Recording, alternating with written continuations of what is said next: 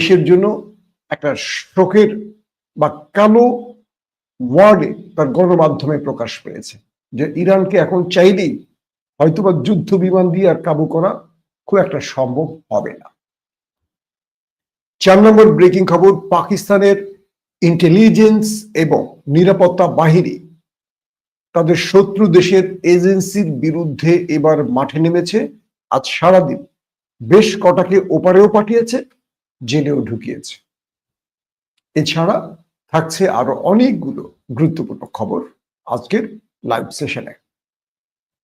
প্রথমেই একটু জানাবেন সাউন্ড এবং ভিডিও একদম ক্লিয়ার আছে কিনা। দর্শক, ধারাবাহিক কয়েকটা খবর আপনাদের দেওয়ার চেষ্টা করছি। সৌদি আরব থেকে পলাশ ভাই, জি,